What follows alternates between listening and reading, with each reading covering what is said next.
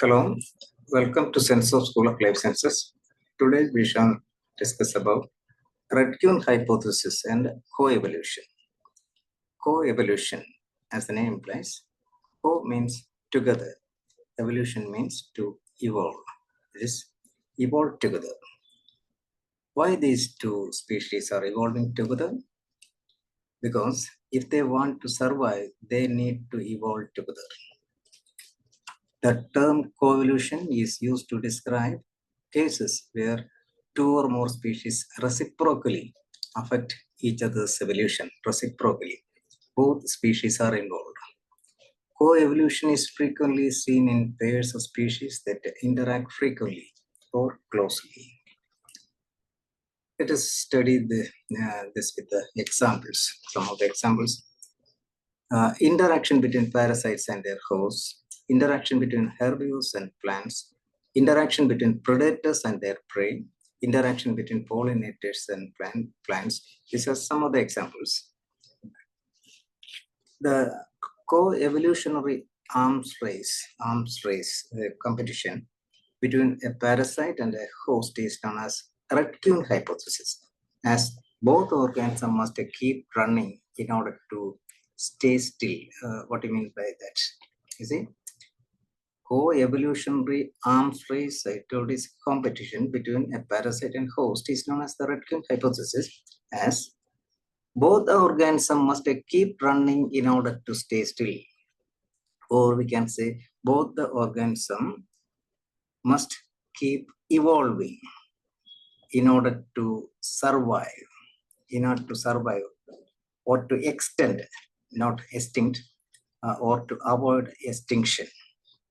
Okay, there is a pressure on host to become resistant to the parasite, and there is a pressure on parasite to evolve ways to cope with the host resistance.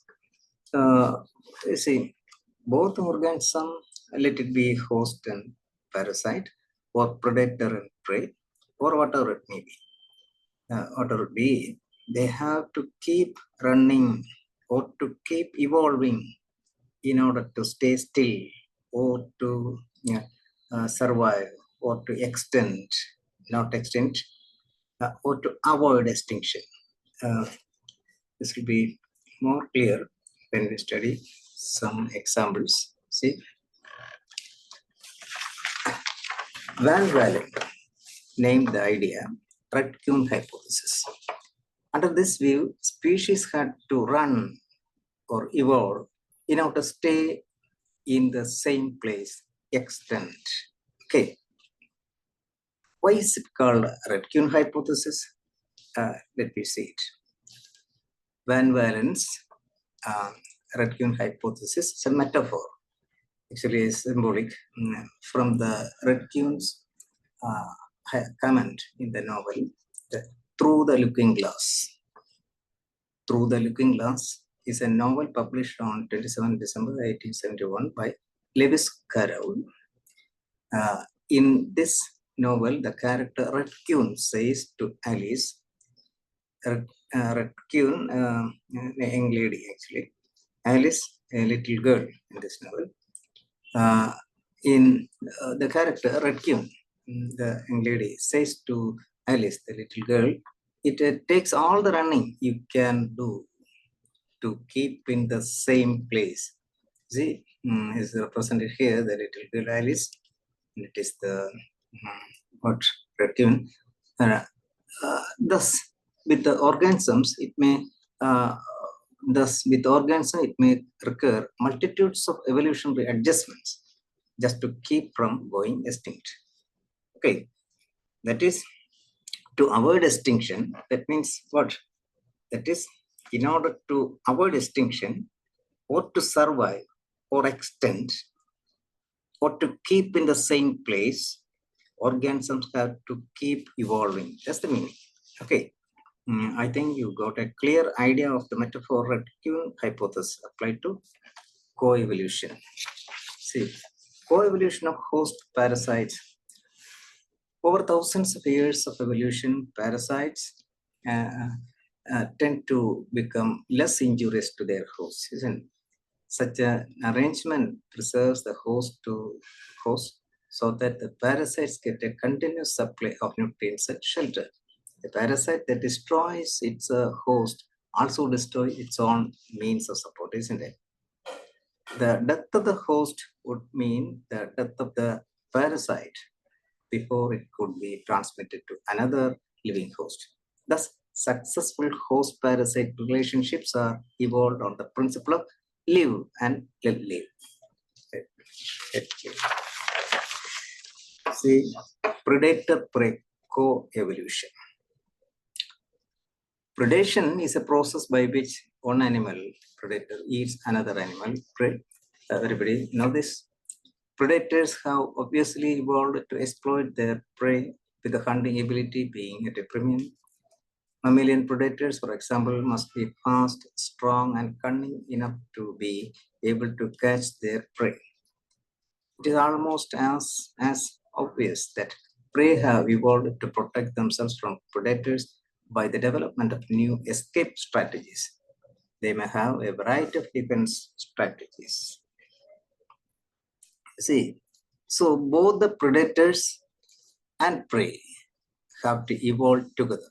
If one of them, suppose one of them is not able to evolve, it will ultimately extinct, isn't it? So, similarly, predators in nature are very prudent. It's very prudent. Why? If a predator is too efficient and overexploits its prey, then the prey might become extinct, and following it, the predator will also become extinct for lack of food. This is the reason why predators in nature are prudent. So, plants and herbivores. A plant may evolve a secondary chemical substance that deters the vast majority of herbivores. But if a particular herbivore can in turn evolve a physiological means of coping with the chemical deterrent, it can thereby obtain an uncontested food supply, isn't it? Through this kind of co-evolution, many herbivores have become strongly specialized on a single species or a few closely related species of plants.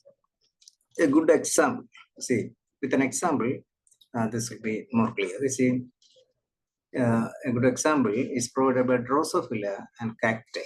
Drosophila pachia is the only species of fruit fly that can exploit the Senita group of cacti. These plants produce an alkaloid that is fatal to the larvae of all other fruit flies, but Drosophila pachia has apparently evolved a means of detoxifying this chemical. Okay, can do some questions. The raccoon hypothesis is related to, see this question, it was asked 2015 December net exams, net. The same question repeated in Scientific Officer Biology 2021. The raccoon hypothesis is related to one, evolutionary arms race between the host and parasite, the mating order in the harem of polygamous male, the elimination of deleterious mutations by sexual reproduction, mate selection process by a female in a leg. It's very clear that the first is the answer, isn't it? The evolutionary arms race between the host and parasite. And this term also is very important, leg, then harem. So, all these are related to what? The mating system, leg, and I have given here, leg system and harem are polygamous mating systems. We will have a separate class on different types of mating system.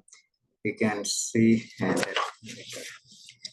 See, second question, which of the following interactions will not promote coevolution?